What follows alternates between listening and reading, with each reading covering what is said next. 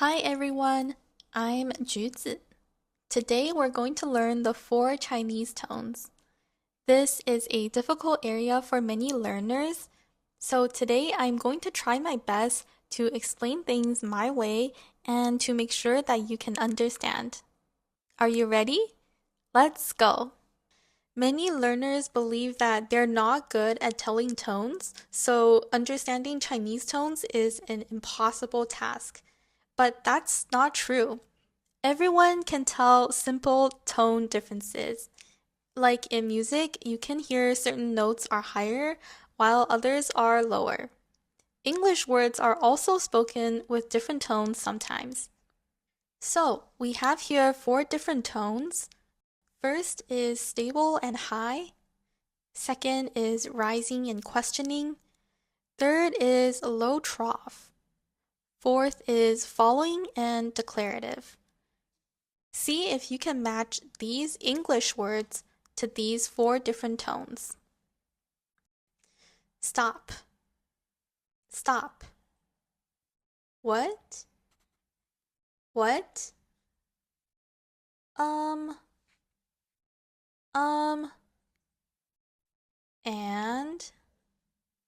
And. Did you catch those? I will reveal the answers to these at the end if you're interested. Now let's keep going. Believe it or not, even as a Chinese person who grew up in China, I also had trouble learning the 4 different tones when I was very young. So I learned these 3 tricks to help me master my tones. First is to focus on the pitch. Like notes in music, listen to how high or low the pitches of the Chinese words are. Second, learn the tones as you learn the vocabularies. Every time you learn a new Chinese word, try to also remember the pitches. You don't want to only learn the pinyin and then months later try to reconnect to the pitches. The third tip is to practice as much as possible. You want to sharpen your ears and become very sensitive to these tones. So when you're listening to native speakers speak Chinese, try to pay attention and pick up on the tones. If you implement these 3 tricks, I'm sure they can help you learn Chinese tones much faster. Now, without further ado, let's get to know the tones. The first tone is marked with a flat horizontal line, and the pitch is relatively high and stays at the same high level. The pitch doesn't change, and so the tone sounds kind of suspended. It almost sounds like some other word will come after it. So some examples of this in English is when we say certain filler words like or the first syllables of words like happy, happy, coffee, coffee, puppy, puppy. And now here are some examples of Chinese words. 开心, 开心. Here, both characters have the first tone. 吃饭, 吃饭. Here, the first character has the first tone. 手机, 手机. Here, the second character has the first tone. Now let's talk about the third tone. The third tone is marked with this checkmark sign. The pitch is almost the opposite of the first tone in that it's a very low pitch, and it almost dips a little bit lower in the middle of the word. The tone sounds a little bit doubtful and almost skeptical.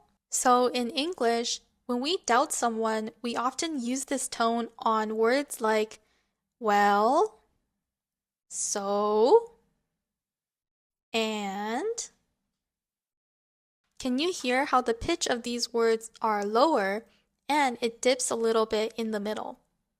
Now here are some Chinese examples. 喝水, 喝水. Here, the second character has the third tone. 美丽, 美丽. Here, the first character has the third tone. 草莓, 草莓. Here, the first character has the third tone. Now let's talk about the second tone. The second tone is marked with this small line that goes up because the pitch goes from a lower pitch to a higher pitch. The tone sounds rising and questioning, and we often hear this in English words that are posed as a question. So, for example, hello? What? No? Here are some Chinese words with the second tone. 明天, 明天. Here, the first character has the second tone. 橘子, 橘子. Here, the first character has the second tone. 自豪, 自豪. Here, the second character has the second tone. The fourth tone is marked with a line that goes downwards, and this is because the pitch goes from a higher to a lower pitch. And so this tone is a falling tone, and it sounds very declarative and affirmative. We can hear this in English when we say words like wait, fine, no, sure. And here are some Chinese examples. 爸爸, 爸爸. Here, the first character has the fourth tone. 睡觉, 睡觉. Here, both characters have the fourth tone. 太阳, 太阳. Here, the first character has the fourth tone. And finally, we have the neutral tone. The neutral tone basically doesn't have any of the tones of the previous four. There is no accent on it, and it's pronounced very quickly, very lightly, and it's almost focused on the consonant instead of the vowel.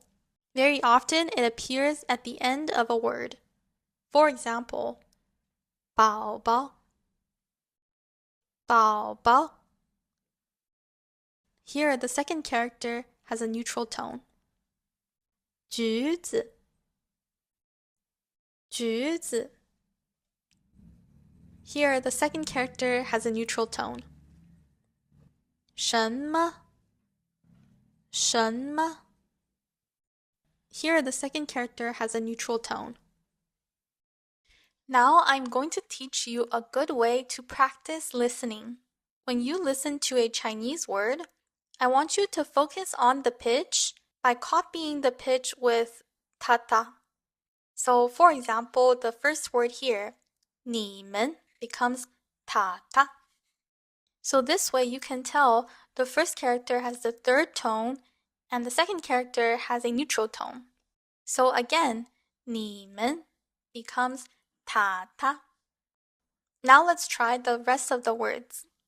Number 2, 红色, ta ta, ta ta.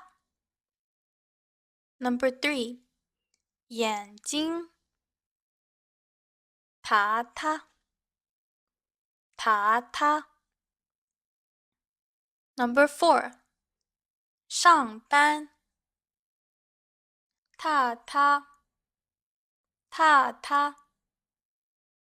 Number 5, 下雨, ta ta, ta ta.